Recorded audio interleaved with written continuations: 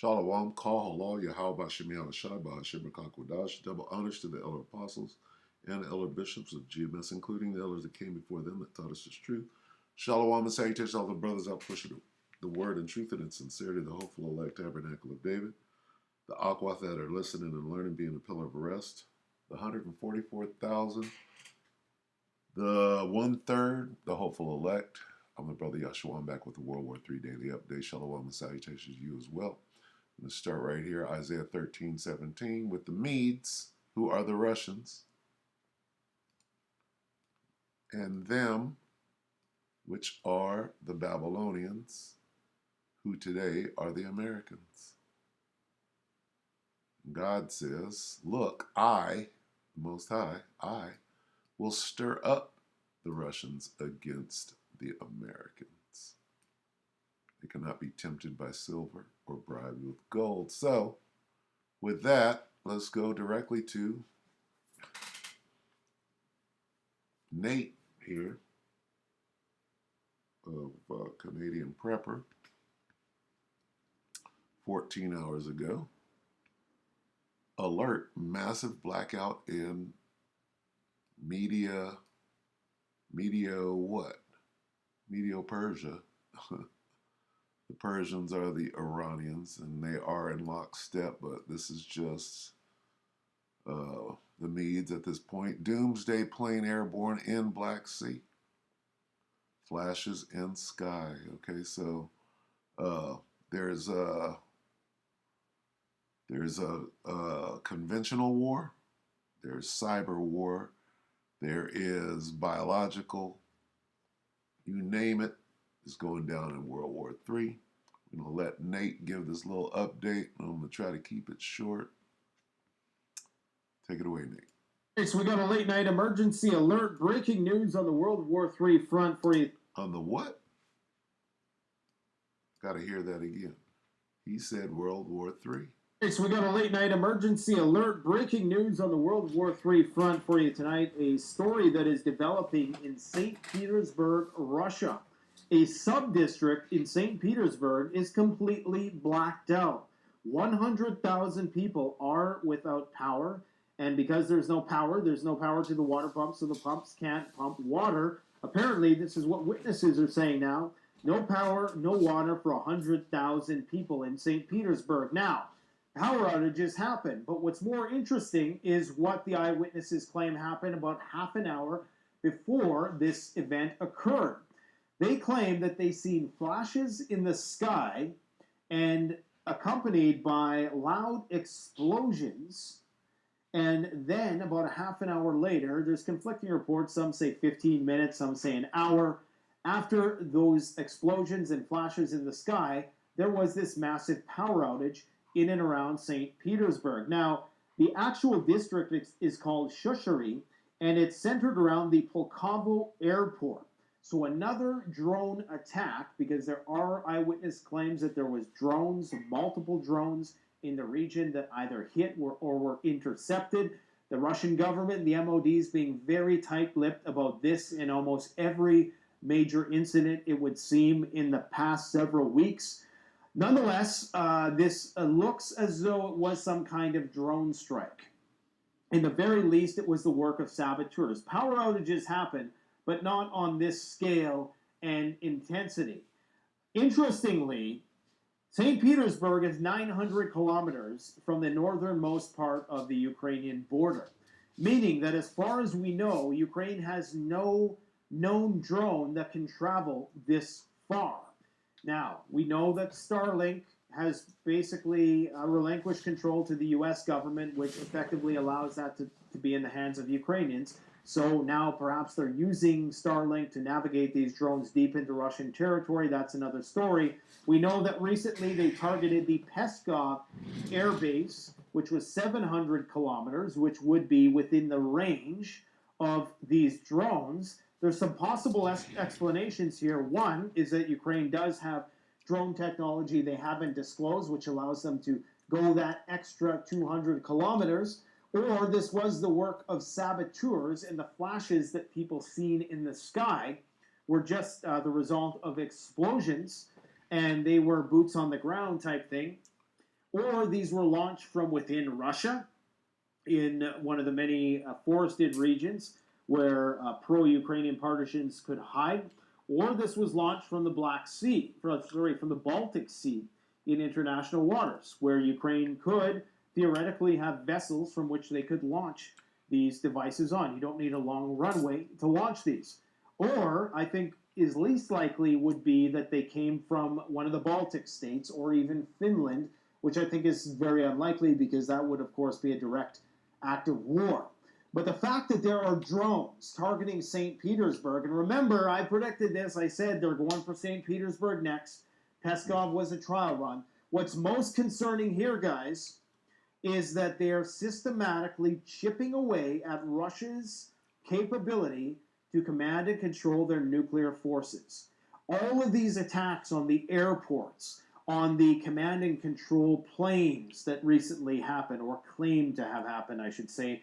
Ukraine claims to have taken out 2 Ilyushin doomsday planes. They've also made several attacks on Russian nuclear bombers, strategic bombers, nuclear weapons storage facilities. All of these things are slowly grinding away Russia's ability, not grinding away, but they're starting to make it a little bit more complicated for Russia to launch a retaliatory strike in such case that we, the West, launch a nuclear strike against them. Does that sound like the mead's being stirred up? That's exactly what's going on. Who has the audacity to attack Russia without looking at the big picture? Who would do something? Would anybody within short range, okay, of Russia be doing these things? This has to be coming from somewhere else that isn't within short range, right?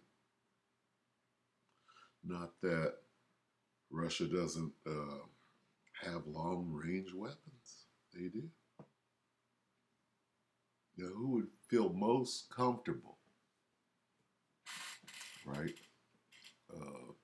bringing activity such as this?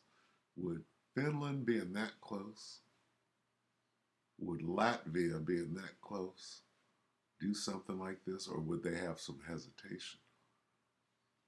No, all signs point to Babylon. So I'm going to let a little more of this play. Or we're trying to view this objectively. That means looking at it through the mind of the Russians. All of these attacks on Russia's conventional forces by Ukrainian saboteurs and these drone strikes that are now being enabled by free reign with Starlink and quite possibly long-range Taurus missile systems. Starlink? Who's got Starlink? Who's in control of Starlink? Babylon. This objectively, that means looking at it through the mind of the Russians. All of these attacks on Russia's conventional forces by Ukrainian saboteurs and these drone strikes that are now being enabled by free reign with Starlink and quite possibly long-range Taurus missile systems in the not-so-distant future are also chipping away on their non-conventional nuclear forces, not necessarily on the nukes themselves. More important than the nukes is the command and control systems, okay? If you take out a country's ability to launch their nukes in the first place, that's the same as taking out their nukes. Now, Russia has this system called Dead Hand, which, as far as we know, is still in operation, and it would allow them, if the command and control was severed, to just launch everything, okay? They have this, I can't remember, there's another name for it, but it's basically, if you take us out, we're taking the entire world out with us type system. So they have that, but this is just pushing us ever so close to nuclear war. Now, let's talk about the flash in the sky. Actually, before I do that, I want to send a quick shout out to my man Shadows out here on Twitter. Shadows posts some interesting stuff. He tracks stuff on flight radar. And this, I must say, I've never seen this before. I've never seen this before, and I don't think he has either. What we are seeing here, okay, let's just pause it. We have the usual suspect, our Northrop Grumman RQ-4B Global Hawk reconnaissance plane that is usually in and around here, and they're the ones that survey the Kerch Bridge and help the Ukrainians target Russian critical infrastructure as well as military infrastructure. But what is crazy is this. Slocky. Bear with me while this guy makes some commercial advances. Here we go. And that, I should say, probably means that they're getting ready to do even more attacks there. What? They're attacking Russia. Just crazy. You know where this thing is going, right? It's beautiful for the men of the Lord. We encourage this. But it's just crazy. See the war ramp up in incredible ways in the coming days and weeks ahead. This is crazy. We're seeing an Ilyushin plane, a doomsday plane, a Russian Ministry for Emergency Situation plane. I don't know what that's about. I don't know why it's en route to this reconnaissance plane and why it's flying in what appears to be, what is typically a no-fly zone. Okay? Why it is flying so close to the sun here, I don't know. But I just thought I would share that with you guys because, so many things are happening right now that are just insane that we gotta just keep our eyes on this stuff right now. I'm telling you right now, I am very compelled to make a hasty decision in buying land because I don't think we have much time. I think that if they're going to start a war, they're going to do it around wintertime. Why is it that the Russians have banned exports of diesel and gasoline to stabilize their prices on the home front? Every country is stocking up. You might think, well, Russia has a lot of oil, they have a lot of natural gas, but it's about the refining of these things, okay? I don't know where they do the refining. I don't know if they're oil refinement into the various petrol fuels like diesel, propane, isobutane, all those things that you get from oil. I don't know if that's been compromised by all the attacks or by the sanctions. Either way, Russia has stopped exporting gas and diesel. They're still exporting oil, just not gas and diesel. You would do that if you thought that it was going to be a very challenging winter, possibly even a nuclear winter, okay? What you're seeing behind me here is the actual airport that is affected by this. So I'm very concerned that all of these attacks that we are seeing, and we're not being told the severity of this conflict, the speech with Justin Trudeau, where he, for all intents and purposes, basically declared war against the Russians in his very passionate speech that he gave there, which was incredibly overzealous and really just borderline maniacal, if you ask me. And then, of course, we have this massive blunder and gaffe in the Canadian Parliament where they all gave a standing ovation to a former SS officer, and that would be a Nazi. Mainstream news, even the head of the Canadian opposition made a tweet about it. But this is crazy. So anyways, just briefly a bit more about this story, because the flash in the sky, I'm sure if you guys as preppers, you're thinking what I'm thinking, you're thinking electromagnetic pulse, right? Well, let's just see what they say here. Power was cut off in St. Petersburg, Shushari District, and the Pulkovo Airport on the evening of September 24th. Latvia-based Russian independent news outlet Meduza, citing Telegram channels, reports. I should also add that there's been numerous cyber attacks lately.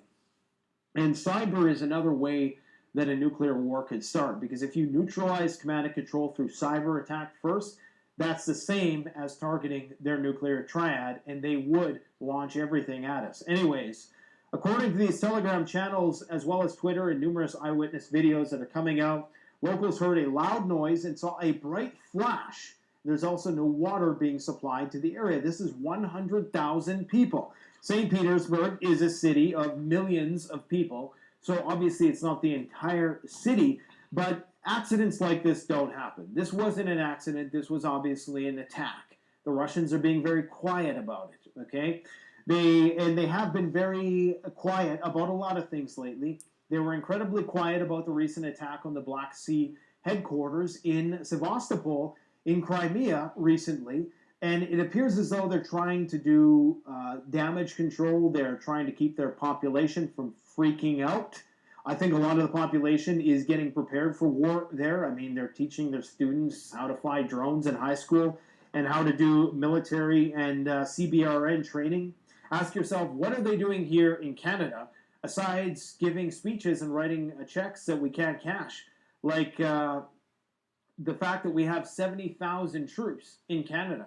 That's not going to be able to defend Vancouver. I'll tell you what they're doing. They're stirring up the meats, is what they're doing. Okay?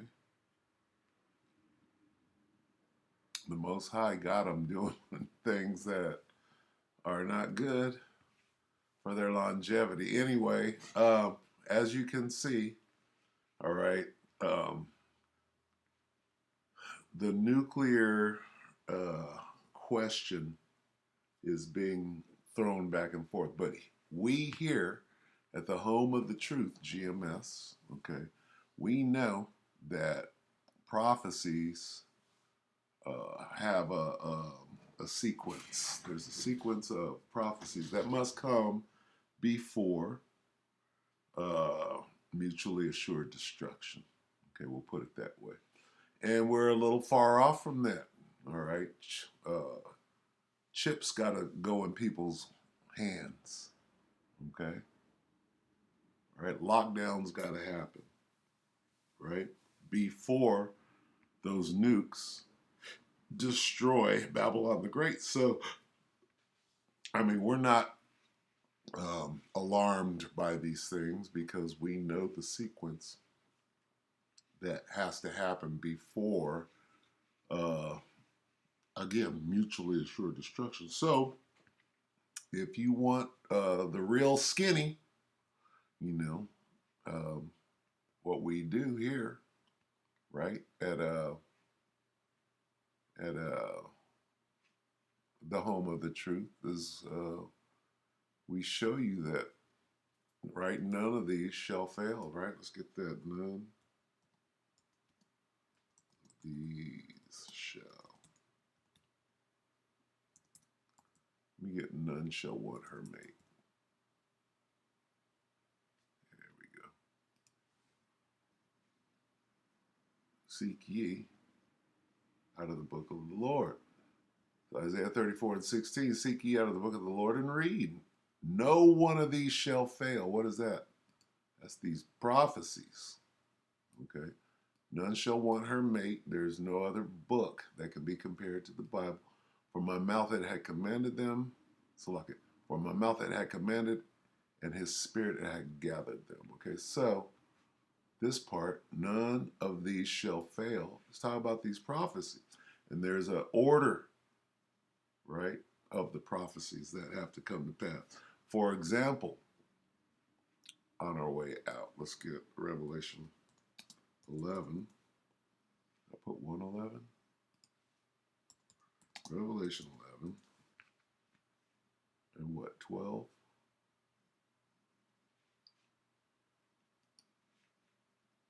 Okay. And they heard a great voice from heaven saying unto them, come up hither. And they ascended up to heaven in a cloud, and their enemies beheld them. Okay. So this comes before this comes. This is the mutually assured destruction right here. And the same hour was there a great earthquake, and the 10th part of the city fell, and in the earthquake were slain of men 7,000, and the remnant were afraid and gave glory to the power of heaven. So, this is the sequence. This is what people call the rapture. There's no such thing as the rapture. It's not mentioned in the Bible. But to be saved is right here. What it means to be saved. They heard a great voice from heaven saying unto them, come up hither, and they ascended up to heaven in a cloud. That's what it means to be saved. This happens right before the missiles drop, right? Okay? So, showing that there's a sequence to these things, all right? So what we have to do is we got to sit back and be patient, trust in the Most High with all your heart, which is your mind, and lean not unto your own understanding. A bunch of things are going to change rapidly. And if you know God's plan, if you will, what Yahweh Shem Yahushua is doing, doesn't matter what's left of this world. People are going to say things. Things are going to look funny, right? But as long as you got the low hanging fruit, right, taking the blame for everything, and then people like Epstein's Island and the people on the itinerary going free, you know that this is just a bunch of bullshit. All right, anyway, uh, this is Revelation 11 and 14. The second woe is past. That's World War II. And behold, the third woe, World War III, cometh quickly. All right, so with that, we hope that the elect were edified. You brothers and few sisters, with that, we're going to say shalom.